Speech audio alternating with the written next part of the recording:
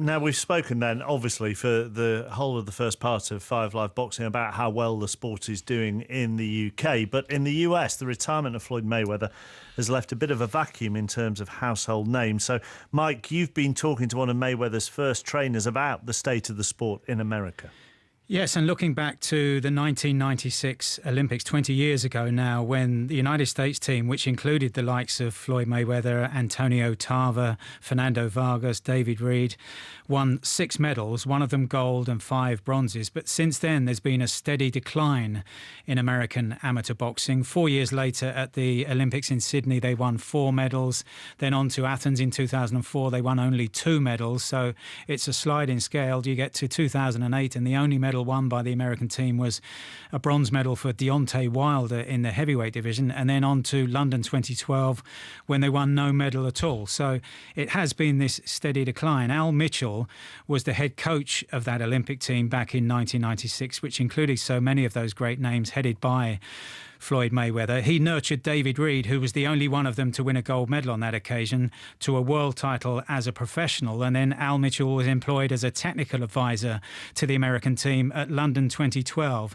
And he's been talking to me about how crucial the Olympics is and the amateur game at the top level generally is as a pathway to success in the professional game. And Mayweather, and before him, Oscar De La Hoya, came through with much more experience than those American amateur boxers who are on the current scene. And Al Mitchell told me that he believes this current generation need more of what Mayweather and De La Hoya had. Mayweather and Oscar, they come through a good system and everything. These young kids, we got to back them up and get them more seasoned to learn more. I just don't see them hitting that level unless the right people get them. If the right people get them and take their time and bring them up, even professional, bring them up slow and let them learn the game, they could blossom and be real good. But if they rush them, then you're going to have problems. And my philosophy still is the best amateurs, the younger they in amateurs, the longer they in amateurs, the better they're going to be. You still see the talent, Al, when you travel around gyms. You've got your own gym. There. It's just that the kids, their philosophy is since they took their headgear off, they might as well box for money. And you can't blame them. And also in our country, you got to remember, no rich person box. I haven't seen a rich person yet that box. It's more poor. So if they poor, and from the different cities and neighborhoods that they come from, money is about everything. And we remember, of course, Floyd Mayweather. He's become a global superstar. How much will American boxing miss him, Al? I know you're of the feeling that he'll come back, but while he's away, how much will the sport in America miss him? I think they're going to miss him, but not the way you think they're going to miss him. I think they're going to miss him just like Muhammad Ali. 50% of the country like you, and guess what? 50% hate you. So that gets everybody out there. And he and Muhammad Ali were 50 years apart and more. Al, do you think another one will come along? There have been plenty of great ones in between them as well. Definitely we'll get another one. But it might be another 50 years. I might be in my grave by then. But somebody else will come along. You know, that's the way the American system is. And we take our boxing serious, and especially the coaches, the grassroots coaches and everything. It's just that we got to get a system that we put more money back in the Junior Olympics. That's where it all comes from when they're kids. And you're confident, Al, that those youngsters will walk into your gym, a boxing gym, rather than a UFC gym or an MMA gym? Definitely. But do you see mixed martial arts as a serious threat to boxing in the States? No, I don't never see it. Why not? Just like you got people like it, I know a lot of people don't like it. And when you really get down and look at it and look at the figures and the numbers, amateur boxing is way ahead of it and everything. We just got to develop and keep a star in there. We keep a star, a young kid like the Oscars, the Mayweathers, the David Reeds, the Tarver. You go see it jump right back up. Well, when you listen to that, Steve, I'll start with you. Do you share Al's confidence that MMA or UFC isn't moving in on boxing's territory. Yeah, absolutely, because of the numbers. If you drive through any, and as Al said there, it's only poor people. And Al said it absolutely right. It's only poor people that fight in America. So if you drive through Spanish Harlem, if you drive through the worst parts of Detroit, Chicago, Los Angeles, and Las Vegas, which is a Kazi away from the strip mark, you should know that. It's horrible.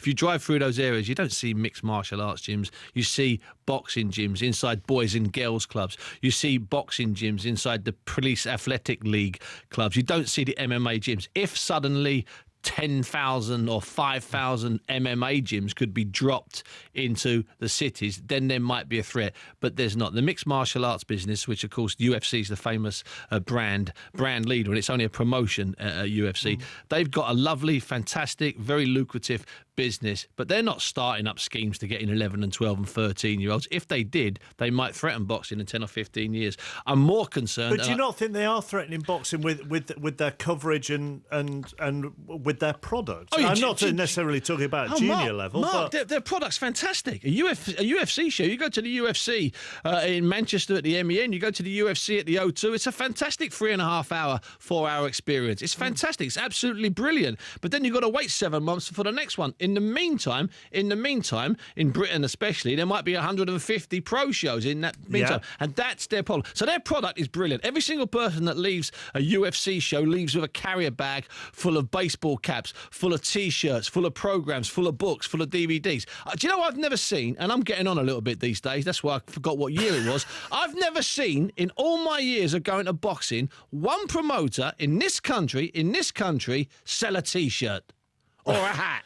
Are we mad? We get 20,000 people in, a captive audience, and we let them walk out. Sure, online you can buy an Anthony Joshua hat or a hat and T-shirt or a Carl Froch T-shirt. I mean, sure, you can do that online. I'm talking about there on the night. We give them a programme that I tell you what, you could put the words on the back of a matchbox, charge them a tenner. And we've never, ever packaged or catered to our fans. And I've pleaded with different promoters over the years to go to a UFC show. Go there and be a punter. Have a look at the way they do the music. Have a look at the way they do their screens. Have a look at everything. Don't look at the product because it's a bit grim. But just have a look at everything else they do and nick some stuff from it, for God's sake. And they never do. Then you go to York Hall the next week. There's 1,100 people in there. That's 15 deep at the bar buying the worst beer possible, the slops, and you can't buy a T-shirt. Go figure, Mark. It's mad.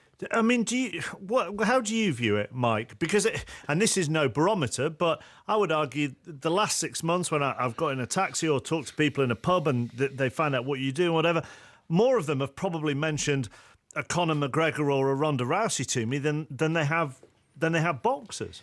Yeah, but that's at the highest level. I wonder about the stream coming through towards that, yeah. And a lot of them come from other sports in the first place, whether it's boxing or judo or whatever. They do make huge sales. I mean, the best fight in the UFC this year, or last year now, 2015, outside of Mayweather and Pacquiao, sold more pay-per-view than any other boxing event, the one between Ronda Rousey and Holly Holm. And 50,000 people watched it live down in Melbourne. 50,000 people watching not two enormous stars, one virtually unknown woman against a superstar. It's staggering. I used to fear, Mark, that MMA, UFC, whatever they want to call themselves, cage fighting was another one that was around for a while. I used to fear that they might drag some of boxing's audience away. I don't have that fear anymore. I think it's a bit like you might like football, you might prefer rugby union, but you can watch them both, or you may go and choose to watch one or the other. My deeper concern for the future of boxing in the United States is about this pathway from the amateurs through to the Olympics, or close to it, as Mike Tyson got to, and then on to the professional ranks. I know there are countries like Mexico and Puerto Rico who've had dozens of world champions down the years, and they don't have recognised amateur setups.